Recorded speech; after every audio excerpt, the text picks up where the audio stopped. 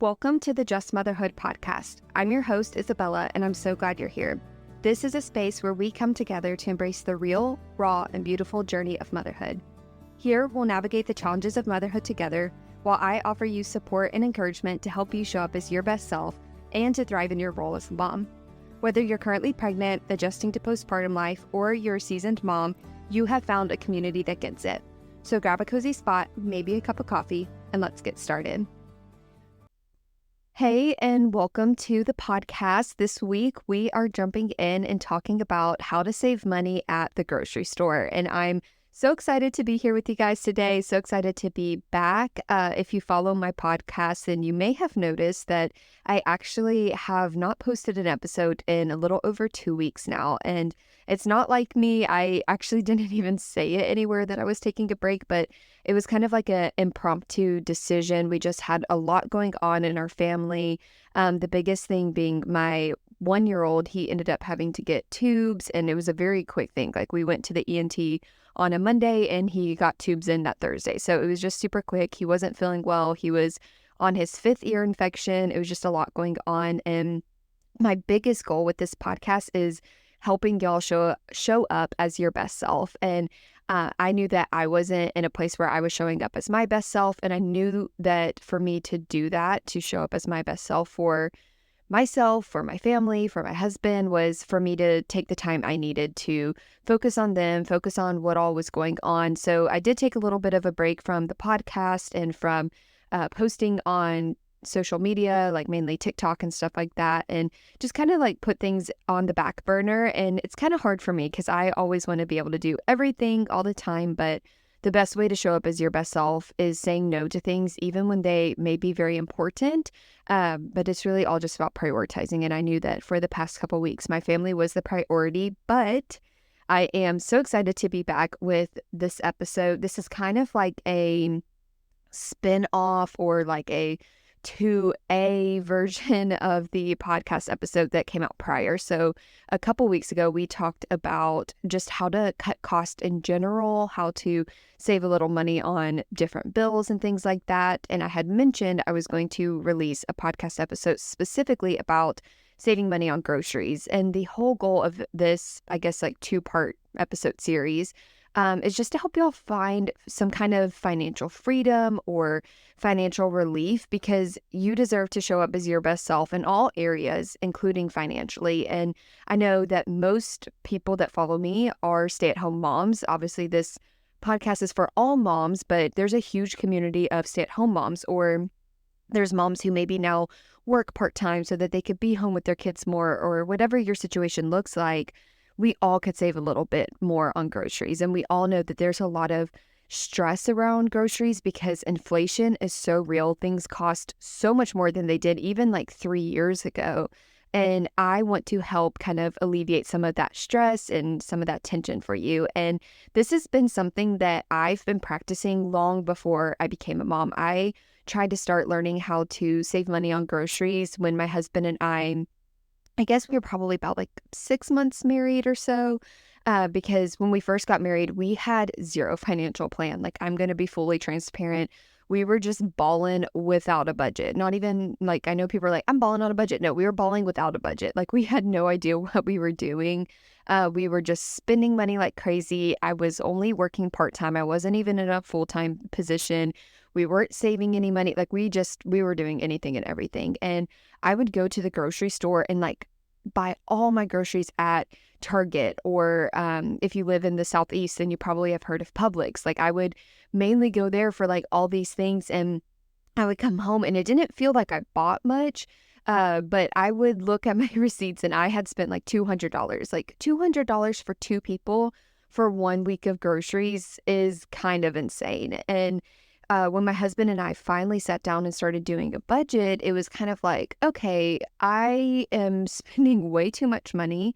We also weren't eating all the food either. So that was just like poor stewardship, and things were going to waste. And it was kind of like a realization of, okay, we need to like dial this back and try to start not spending as much as we have been on groceries. So I made a lot of changes, and I went from spending about $200 a week to, when it was just the 2 of us, I was spending anywhere from like $50 to $100 a week. And obviously there's some weeks where maybe I made things that are a little bit more extravagant. So maybe I was spending like 120 or something like that. But we put our budget at $500 for the month. And so my goal was to spend no more than about $125 each week, assuming I was, grocery shopping 4 weeks out of the month. And it worked for us. And we would find that there'd be times where we had like $100 left over for the whole month, and I was only spending $400. So it definitely was like a big source of stress for us when we first got married, and being able to make some better decisions, make some better choices really did help us to save some money. And now that we have our son, he is definitely eating and he eats a lot of food. We probably spend about anywhere from 80 to sometimes, like I would say 80 to 125 is kind of about our average. Occasionally, especially lately, like we've been going up to like $150 because we do include, obviously, if we run out of olive oil and spices. Like I feel like lately we've been running out of like all those kind of pantry items at the same time. So we have been spending a bit more lately, but I would say on a normal week, we're spending closer to about that $120 mark.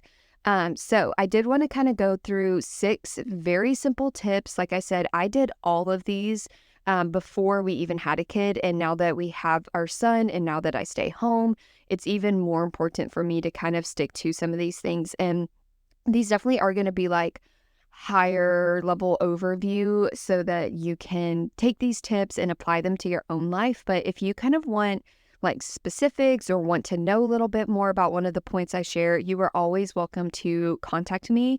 My social media is linked below, so you can message me whenever you want. And my email is also linked below, so you can also just email me there. And I'm more than happy to chit chat back and forth and help you kind of find a solution that works for you. So I'm definitely not an expert at this, but this is something I have been trying to do for almost 4 years now, just trying to save money on groceries. So the biggest number one tip that I have, you will notice an immediate difference, is shop at more cost-effective grocery stores. So I mainly shop at Aldi. When I made the switch to Aldi, that was when I saw the biggest difference. And even when I made that switch in 2021, I like sat down with a spreadsheet and I was like, how much am I actually saving by shopping at Aldi? So I went and I grabbed my receipt from Aldi and I compared it to the prices at Target and at Walmart, which would be the only other 2 grocery stores in my area I would consider doing my grocery shopping at. And Aldi saved me over $20 with Walmart, and then Target was like closer to like 30 or something like that. And that was just a very simple grocery list. Like I wasn't buying anything crazy or extra. And it kind of just was like, okay, yes, this is actually saving me money. And now with prices even higher than they have been, I actually posted a couple of videos on TikTok recently where I basically did the same thing, breaking down prices. And I think Walmart, it was something like $33 or something like that. It saved me shopping at Aldi versus Walmart. And then Target, I can't quite remember. I feel like it was like $50 or $60. Like it was even more money than that. And it was just very eye-opening of like, okay, Aldi is still saving me money. But the reason why I'm not saying shop at Aldi, that's just what works for me. You need to find what works for you. Because if you live somewhere and the closest Aldi is 45 minutes away, or you don't even have an Aldi in your state or whatever, like that is obviously not going to be cost effective for you. So definitely look around, see where you can buy. And if it is Walmart or Target or Kroger or whatever, like sign up for their loyalty things. Like I'm not going to vouch for getting a credit card. Like I'm not going to get the Target credit card, whatever it's called, red card or whatever.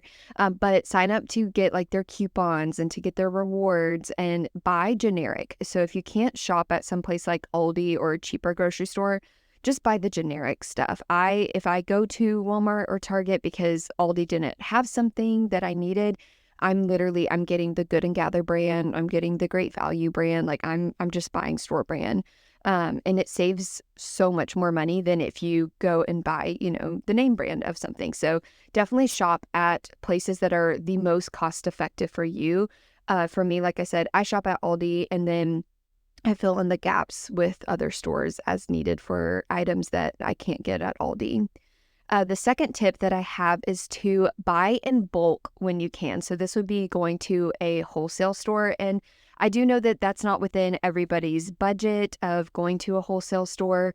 I'm very thankful that I do have a Costco membership with my mom, so I'm able to go to Costco when I need to. But I highly recommend please go to the wholesale stores and just get like your generic stuff. I'm not saying go get your chips and stuff from there because I mean they have a million things that all look super delicious, but get your meat from there. Like get your bacon and your ground beef and get all your spices. Like the spices are so cheap at a wholesale store. It's kind of mind-boggling when you look at it.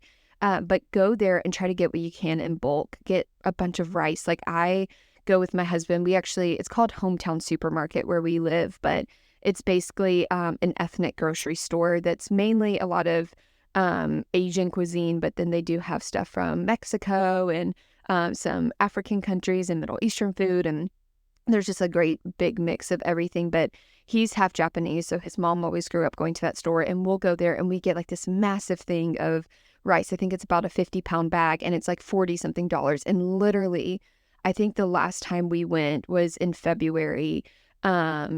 And then we got another bag after that, and it lasted us like 4 months. So it was like from February to about like June. And so it's like 4 months worth of rice. And obviously we eat a lot of rice because we have a lot of Japanese food and stuff like that. But you can get so many things. We get this like, I think it's a half gallon or maybe a fourth of a gallon. I'm not sure. It's a huge thing of soy sauce. And it's only like, I think it's less than $10. And it lasts us so long. So definitely buy in bulk what you can, whether you go to a wholesale store, check out the ethnic stores near you. Even Walmart, I see a lot of times like they have on some of like their end caps, they'll have like these huge things of different sauces or condiments or pickles or canned goods and stuff like that. So whatever you can buy in bulk, it is cheaper in the long run. And just keeping all those things around the house for when you need them. Which kind of goes into my next point is keep your pantry stocked with the basics. So my pantry, I always have like pretty much like, I don't know, 16 to 20 just like basic spices. Like I have obviously salt, pepper, garlic powder, onion powder, Italian seasoning, crushed red pepper, paprika, chili powder, like just all these basics that you could need. And I pretty much can do every single recipe with everything. And then obviously if I'm going, doing something a little bit like more seasoned or flavorful, then sometimes I may have to go and be like, oh, I need to go buy this like one seasoning. Oh, I need to go buy this one thing. And it feels cheaper than, oh, well, I barely have any of these seasonings. And we do like very seasoned, very flavorful food here in my house. So I do try to keep things as stocked up as possible, but I keep all seasonings, oils. Like I said, we make a lot of Japanese food and Asian cuisine. So we have like rice wine vinegar and sesame oil and hoisin sauce and soy sauce and chili oil and just like all these things already in my pantry. And so literally all I have to do is go grab whatever meat and whatever vegetable we want. And like I said, we already have the rice ready. So it's like, I just have to go buy a protein and a vegetable and then we're good. And we can make just about any dish. I try to keep things like cornstarch and flour and sugar, baking soda, panko breadcrumbs, like all those kinds of things that are like those pantry ingredients. I can't think of another word for it, but just those pantry ingredients that you may need to throw into a recipe, into a sauce, to make meatballs or make some kind of a dish or whatever. Like I try to keep all those things in my pantry so that most of the time I'm just going to the grocery store to get a protein and vegetables for whatever I'm going to be making. So I do really try to keep that stocked up. And I notice obviously it's a little bit of an investment at the beginning, but if you just already have everything ready, I feel like it also helps to make things a little bit easier of when you go to the grocery store. I just look at my pantry and I'm like, well, I still have this whole thing of breadcrumbs. So what could I make with breadcrumbs? Could I make some kind of a meatloaf? Could I make meatballs? Could I, could I make something fried? It kind of just helps of like, what do I already have in my pantry so that I'm not constantly going out and buying a bunch of things, I can just look and see, okay, well, here's all the things I have, or here's the spices that I have. So let me use what I already have and just go get my protein, and then I can make a meal from it. The next thing that I would highly recommend is to make your meal plan before you go to the grocery store. Decide, here's what we're going to eat for breakfast, lunch, and dinner this week. Here's all the ingredients that I need. Write it all out on a list, whether you want to physically write it, or for me, I just use my notes app, and stick to it. Like, go in with a game plan. Here's what we're getting, and then only buy that. When I started doing that, I saw a huge, huge difference in how much I was spending at the grocery store, because I didn't realize how much, either one, I was impulse buying, or two, I wouldn't even know some of the meals that I wanted to make. Like, maybe I knew, like, oh, we'll have this one pasta dish this week, but none of the other meals were planned. Then I was like stressing out, and I was trying to think of stuff at the store, and I would end up maybe choosing a meal that had so many different ingredients, and I was buying all these different things. And then I check out and I'm like, oh my gosh, I just spent like $160 on all this stuff, and I don't even know if I got everything, and I don't even know if we'll eat all this week. And sometimes I was walking down aisles and like, ooh, these chips look good, or oh, that ice cream looks really yummy. So I would just end up buying random things. So if you can stick to your meal plan, write it all out, and then only buy the things on your list, you will see a difference. And the biggest thing that I recommend is, if you do see some of those things in the grocery store, of like, oh, that looks super yummy, or oh, my kids kind of mentioned they wanted to try XYZ thing or whatever, don't buy it when you're in the grocery store. Don't impulse buy, because you're going to just keep justifying other expenses. So don't impulse buy. Write it down on a separate list. And when you go to the grocery store the next week, put those things down on the list, or gauge yourself over the next week. Like, if the ice cream looked good when you were at the grocery store, gauge yourself the day before you go to the grocery store next week. Does that ice cream still sound good to me, or was that just an impulse thought? Okay, no, it does actually really sound good. My kids have kind of mentioned wanting ice cream around the house. Okay, I'm going to buy it this week. But if, you think about the Oreos that you saw again, and you're like, Oreos don't really sound that good this week, then good thing you didn't buy them, because if you bought them last time, you may have only eaten them for one day, and then they would have gone to waste. Now, I personally wouldn't probably waste any Oreos or cookies if they were around my house, but you get my point of, sometimes when you impulse buy, even when they're like good for you foods, like sometimes you're like, oh, I should get some yogurt. I need to eat more protein, and this Greek yogurt has a bunch of protein in it, or whatever. Things just kind of end up not getting used. So if you already have a meal plan of like, these are the foods that I'm going to be eating this week, and packing for my kids, or making for our family for dinner, or whatever meals that you prepare, then you go in with that game plan, you have your list, and you stick to it. And obviously there's going to be some times where you're like in the grocery store and you're like, oh wait, I just realized like I'm actually out of olive oil. I need to grab that while I'm here. That's totally okay. And obviously get restocked on anything that you're out of, or maybe your husband said as you walked out the door, like, hey, we need more eggs, or, something like that. And those things will happen. But outside of that, stick to your grocery list. And this kind of goes into our next point of, when you are making that grocery list and you're making your meal plan, keep your meals simple. Just by making the choice to have more simple recipes and more simple lunches and breakfasts, we saw that we were spending significantly less at the grocery stores. So what I mean by that is just finding a meal. Like I said, if we're going to have rice, then maybe I'm going to just make chicken and buy some teriyaki sauce, or maybe I already have all the ingredients for teriyaki sauce, and then I'm just going to cook some broccoli on the side. Like, a very simple meal, and just keep it super basic. It doesn't have to have so many ingredients. And I feel like, especially when we kind of head into like new seasons, like right now we're heading into the fall, we see all these like super delicious things being baked, like all these like pumpkin loaves, or people are making all these soups with like 15 different beans and all these different vegetables and stuff in it, and it all looks good. But then when you like sit down and you write it all out on the list, you're like, this is going to be like a $50 soup. Like, this is a lot of money.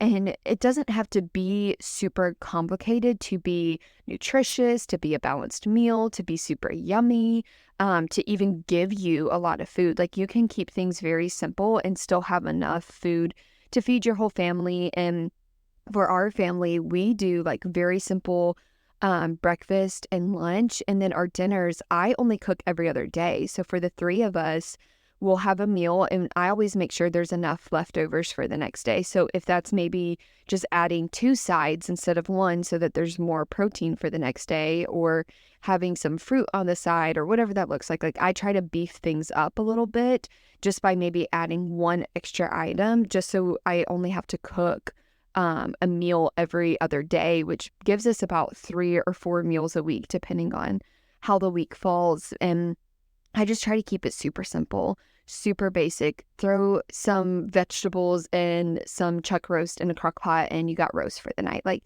it does not have to be these super creative 20 ingredient recipes. Like, it can be super basic and super yummy. And I also encourage you, find things that share similar ingredients. And this was a huge thing I had to do, especially when it was just my husband and I, because I would cook all this food and maybe I would buy like a bag of potatoes because I needed 2 or 3 pounds for the recipe. But now I still have 2 pounds left over, and they're going to go to waste if I don't use them. So try to find things that share similar ingredients. So maybe one night you're making potato soup, and then another night you're making some kind of, I don't know, I think one time we just called it like a taco bowl. And so it was like taco meat and the potatoes and like all these other little veggies and stuff. So like, try to find ways that you can just buy this like one big thing, or you're buying maybe a whole package of ground beef or this whole package of chicken, and find ways that you can just use all of that within the week instead of, I used to be notorious for it. I would buy something and then I'd only use like one bell pepper out of the pack of 3 bell peppers. And so the other two just like start looking really limp and squishy and getting all wrinkly, and then they don't get used. And then you throw them out, and that's a waste of money. Like, that was money that you spent. So find ways that you can incorporate all of it. And then you're not buying as much. Like, if you can use one bag of potatoes for the whole week, do it. And you will significantly spend less at the grocery store when you can use meals that all share similar ingredients. And a really great tip that I would just recommend for this is go into different websites, and you can just like plug in, like, here's all the ingredients that I have, or go to Chat GPT and say, hey, I want to make 3 different meals this week. I'm buying one big bag of potatoes. Like, what are some things I can do? Or I'm buying this huge thing of ground beef. What can I make with all these? And so there's so many good resources out there that can help you with this. And I just highly recommend like use them and find ways that you can use all these ingredients without them going to waste. Our very last tip that I would share with all of you is to look for alternatives for whatever you would normally buy. And what I mean by that is, if you're going to buy, let's say, some broccoli, instead of getting it fresh because maybe it's going to go bad, or maybe it's a little bit more expensive, go to the freezer section and get some frozen broccoli. Or if you are looking at buying all these cookies, like if you buy cookies every single week for your kids, well, instead of buying that $5 pack, maybe you could spend $5 to $10 to get all the ingredients, the flour, the sugar, the chocolate chips, the butter, whatever else you need. And now you just have all those ingredients on hand. And now for $10, you can make cookies for 3 or 4 or 5 weeks. And so try to figure out what you can make homemade. Another tip within this is, if you're going to buy some cheese, buy the block of cheese. Not only do I think it tastes better, it melts better, but it is so much cheaper to buy a block of cheese and shred it yourself. And I got a rotary cheese grater, probably, it's a little over 2 years ago now. I literally use that thing at least once a week. I shred my cheese, like, I shred it so fast. I'm not even joking when I say I can shred a block of cheese in under, I don't know, 30 seconds, probably 20 seconds. Like, it's so fast. I actually do this. You don't have to buy it from me, but I do have it linked in my storefront. I think it's also linked on my TikTok showcase as well. But both those links are down below if you want to check them out. But I literally love that thing. I think it was like $15 or $16, something like that. Use it so much. Like, it works amazing. It's also amazing for the holidays coming up, making your own homemade mac and cheese. You can knock out 4 blocks of cheese within minutes. So I definitely recommend, but look for those alternatives for whatever you would normally buy. Just find ways that you can cut back on costs. Like, my husband, he really loves protein bars, and the ones that we were buying from Costco, like, even though they were in bulk, so it was like cheaper, it actually ended up being cheaper for him to get the ones that they sell at Aldi. It was the same amount of protein, so he wasn't like having to like really lose anything like that, but it was cheaper for us to do that. Or we get like our protein shakes at Aldi. So it's kind of even just looking at like where can you shop that you can get generic, but also even just looking for the alternatives. Buy frozen instead of fresh. Buy the block of cheese instead of getting it already pre-shredded. Can you look at something that you really want to make, and can you do it homemade for cheaper rather than the pre-made version of it? So those are some of the biggest tips.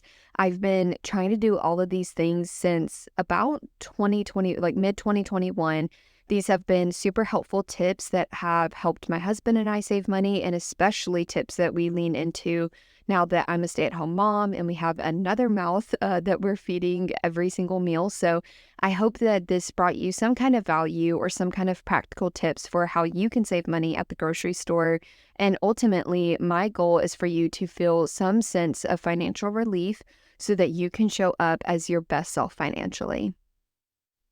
If you enjoyed this episode or found it helpful, please take a moment to leave a written review on Apple Podcasts so that we can help to reach other mamas who are in need of encouragement and guidance to show up as their best selves. And make sure that you also take a minute to subscribe or follow my podcast on Spotify or Apple so that you don't miss out on the future episodes. I hope that you have a wonderful week, and remember, you are loved, you are valued, and you are chosen. See you next week, Mama.